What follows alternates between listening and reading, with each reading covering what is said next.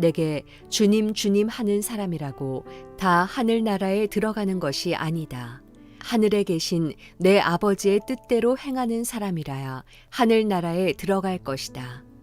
그날에는 많은 사람들이 내게 말할 것이다. 주님, 주님, 우리가 주의 이름으로 예언하고 주의 이름으로 귀신을 쫓아내며 주의 이름으로 많은 기적을 일으키지 않았습니까?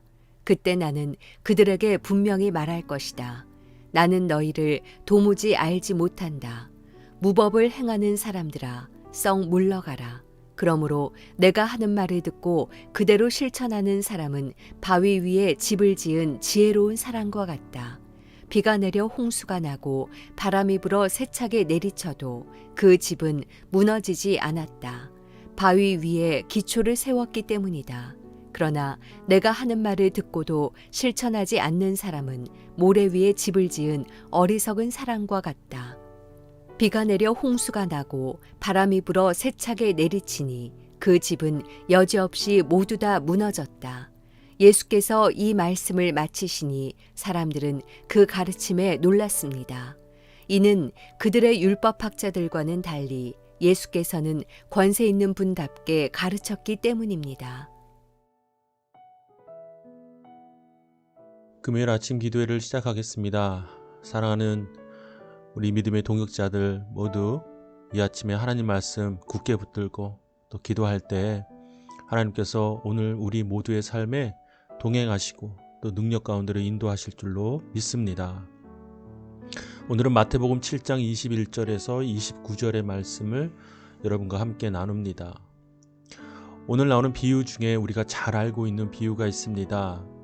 집을 지을 때에 한편에서는 바위 위에 집을 짓고 한편에서는 모래 위에 집을 짓는 두 가지의 모습을 대비시키시면서 예수님께서는 우리에게 어떤 집을 지어야 할지에 대해서 묻고 계십니다. 그리고 이 결과에 대해서도 우리에게 명확하게 보여주고 계십니다. 즉 인생에 어려운 일이 불어 닥쳤을 때에 바위 위에 집을 지은 사람은 어떤 풍랑과 풍파에도 무너지지 않습니다. 그리고 모래 위에 집을 지은 사람은 바람이 불고 또 풍랑이 일 때에 그 집이 허무하게 무너져가는 그 모습을 대비시켜서 우리에게 말씀하십니다. 그런데 이 비유를 말씀하신 이유가 있습니다. 그것은 바로 24절에 주님께서 내가 하는 말을 듣고 그대로 실천하는 사람, 그 사람을 우리에게 가르쳐 주시기 위하여 이 비유를 드신 것입니다. 즉 우리가 인생을 살아가면서 어려움을 당할 때 우리가 바위 위에 집을 짓는 사람과 같으려면 어떻게 해야 합니까? 예수님께서 하신 말씀을 듣고 그대로 실천하는 사람이 되어야 합니다. 그것이 이 비유의 목적이자 주제입니다.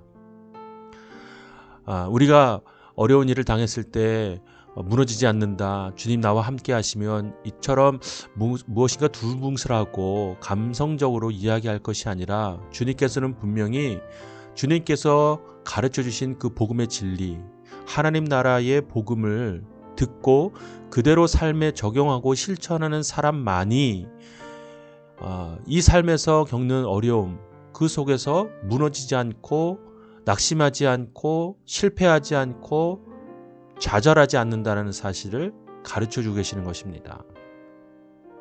즉 예수님께서는요, 이 비유를 통해서 우리에게 말씀하실 때 내가 가르치는 모든 것을 너희들의 삶에서 열매를 맺어야 한다라고 가르치시는 것입니다. 그러니 어제 우리가 나눈 본문의 맨 마지막 구절을 기억하십니까? 너희는 그 열매를 보고 그들을 알게 될 것이다 라고 말씀하셨습니다. 그리고 오늘 우리에게 가르쳐 주시는 이 주제를 뒷받침하는 또 한 가지의 가르침이 있습니다. 바로 21절의 말씀인데요. 내게 주님 주님 하는 사람이라고 다 하늘나라에 들어가는 것이 아니다. 자, 그러면 어떤 사람이 하늘나라에 들어가는 것인가? 하늘에 계신 내 아버지의 뜻대로 행하는 사람이라야 하늘나라에 들어갈 것이다 라고 가르치십니다. 이것은 24절에서 우리에게 가르쳐 주신 비유, 예수님께서 주신 그 복음의 가르침을 듣고 삶에 그대로 따르는 사람이 반석 위에 집을 지은 사람과 동일하다라고 하신 말씀을 뒷받침하는 또 한 가지의 말씀인 것입니다. 즉 오늘 본문을 통해서 우리에게 주시는 깨달음은 우리가 삶에서 하나님의 말씀을, 하나님의 뜻을 단 하나라도 우리가 그것을 삶을 통하여 이루고자, 열매를 맺고자 노력하는 삶, 그 삶이 중요한 것이지 무엇인가 외식적으로 바깥으로 드러나는 것들의 어떤 종교적인 모습을 갖는 것이 중요하다고 말씀하시는 것이 아닙니다.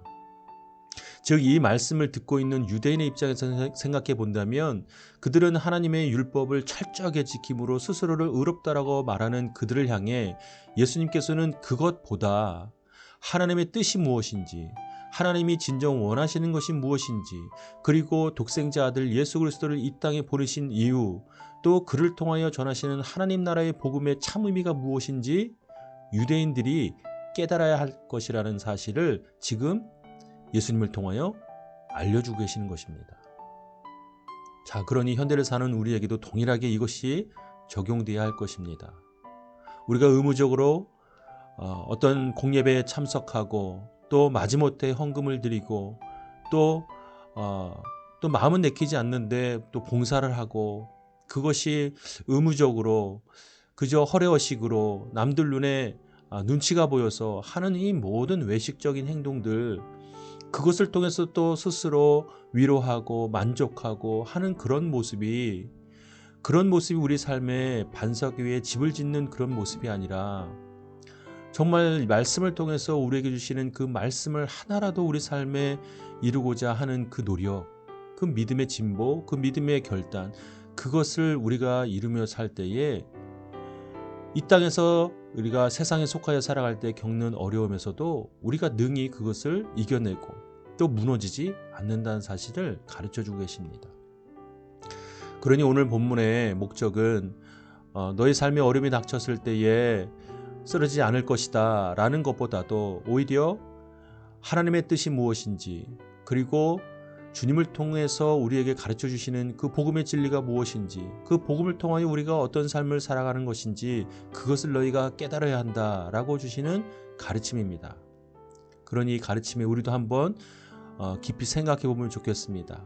내가 주님을 믿는다는 것, 그리고 하나님의 뜻을 알아간다는 것, 그것이 과연 내 인생의 어떤 가치이고 어떤 의미인가, 그것을 돌이켜 볼 때에 오늘 우리에게 허락하신 이 삶이 다시 한번 영적으로 의미 있는 삶, 또 믿음으로 도전할 만한 삶이 될 줄로 믿습니다. 과연 하나님의 뜻을 알고 행하는 사람이라야 하나님의 통치와 다스림이 있는 그 하나님의 나라 안에 거할 줄로 믿습니다. 더불어 우리의 마음을 건져주실 예수 그리스도의 그 십자가의 복음을 우리가 믿고 의지하며 사는 귀한 하루가 되기를 바랍니다. 사랑하는 여러분, 또한 여러분이 믿음으로 반응할 때 오늘 기도의 자리에 함께 나와 기도하면 좋겠습니다. 한 시간, 그 시간을 통해서 하나님과 기도와 찬양을 통해 깊은 교제를 나누는 그런 은혜의 시간을 사모하며 그렇게 나아오시기를 주님의 이름으로 권면합니다. 자, 이제 각자에게 주시는 말씀을 함께 묵상하고 오늘 하루를 위해서 함께 기도하겠습니다.